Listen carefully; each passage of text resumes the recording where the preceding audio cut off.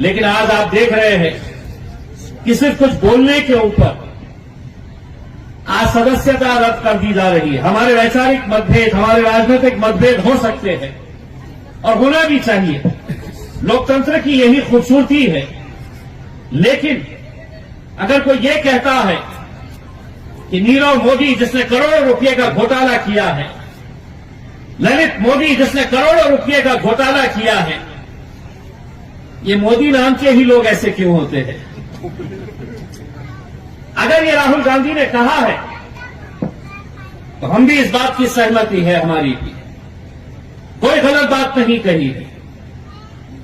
लेकिन आज संविधान की, कायदे की, कानून की धज्जियां उड़ाकर एक दिन के अंदर फैसला आता है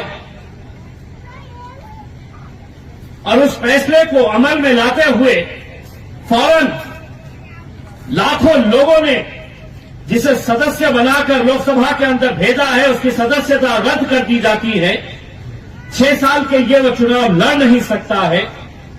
तो कहीं ना कहीं हम सबको इसके ऊपर सोचने की जरूरत है। क्या इस तरह की भाषा क्या सिर्फ एक राजनीतिक पक्ष के नेता ने कहा है?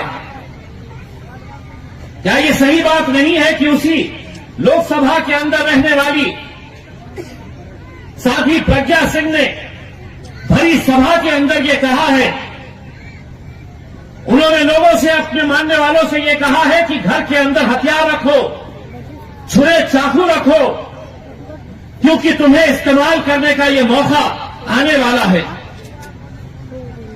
उनका एक मंत्री कहता है कि देश के गद्दारों को गोली मारो सालों को, ये भाषा का इस्तेमाल होता है और कोई भी इसके ऊपर हम विरोध करेंगे, क्योंकि हमें किसी एक राजनीतिक पक्ष को नहीं बचाना है, बल्कि इस देश के संविधान को बचाने का वक्त आया है।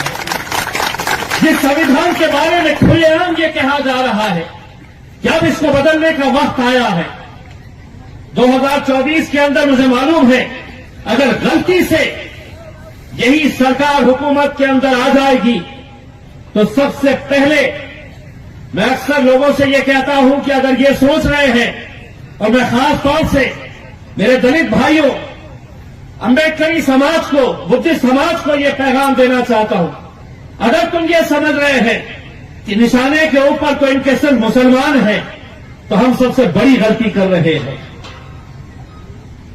हमें तो निशाने के ऊपर रखा गया है, लेकिन आज मेरा नंबर आया है तो कल आपका नंबर आने वाला है। और कहीं ना कहीं इस बात के ऊपर हमें बहुत गंभीरता से सोचने की जरूरत है। इसीलिए मैंने आज ये कहा है कि कल जब उसका खत्म हुआ था तो मैं खामोश था, आज मेरा खत्म हो रहा है तो तुम खामोश है। हो सकता है कि आज मेरा नंबर आया है, कल तुम्हारा भी नंबर आ सकता है।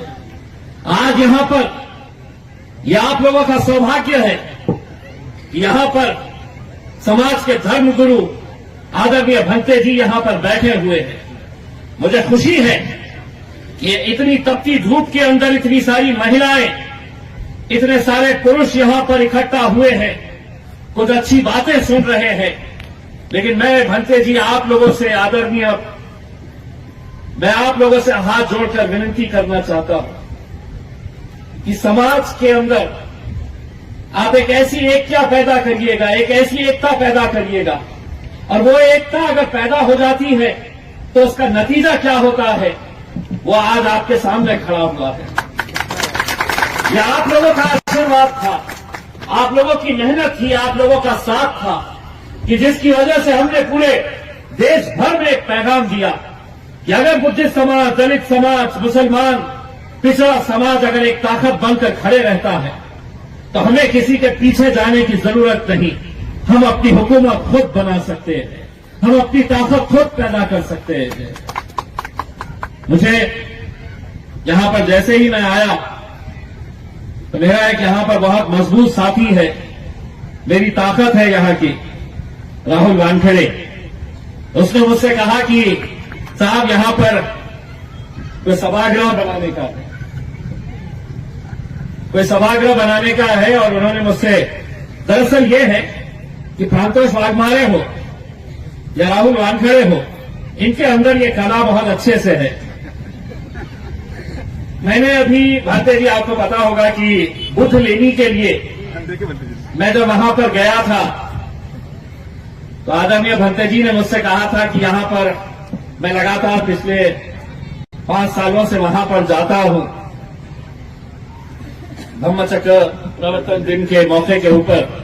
उन्होंने मुझसे कहा कि यहां का हमको ब्यूटीफाई करना है, आप 10 लाख रुपए दे दीजिएगा। मैंने दूसरे ही दिन बुलाया और उन्हें मेरे ऑफिस के अंदर 10 लाख रुपए का चेक दे दिया। 10 लाख रुपए का पत्र देकर वो काम करना की शुरुआत हुई तो प्रांतोष ने मुझे वहां पर फिर से लेके गया कि बोले साहब आपका सत्कार करना है कि आपने पैसा दिए है करके, और धीरे से भंते जी के कान में बोल दिया कि 10 लाख नहीं और 10 लाख मांगिए। मैंने उसी वक्त उसी जगह के ऊपर इसलिए किया कि मैं 5 साल से वहां पर जा रहा हूं और पूरे महाराष्ट्र से बुद्ध समाज के लोग वहां पर लाखों की संख्या के अंदर आते हैं। मुझे इस बात का गर्व रहेगा कि अगले साल का होने वाला धम्मचक्र प्रवर्तन दिन के ऊपर आप जब जाएंगे तो उस इलाके को पहचानेंगे नहीं, क्योंकि 10 लाख के साथ मैंने और 10 लाख दे दिया और 20 लाख का वहां पर काम किया जा रहा है। तो राहुल ने भी जब बोला कि आपको आना है तो मुझे मालूम था कि राहुल कुछ ना कुछ तो मांगने वाला है। मैं राहुल को भी ये कहना चाहता हूं कि कल आना ऑफिस के ऊपर और कल आपने जो मांगनी मुझसे की है उसका पत्र लेकर चले जाना, और इसकी जिम्मेदारी राहुल तुम्हारी रहेगी कि यहां पर एक अच्छा जो भी आप बनाना चाह रहे हैं उसका सही तरीके से इस्तेमाल होना चाहिए। मेरी ख्वाहिश